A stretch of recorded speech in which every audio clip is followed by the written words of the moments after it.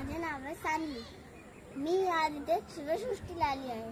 इथे शिवाजी महाराजांचा खूप मोठा पुतळा आहे, तो बघा।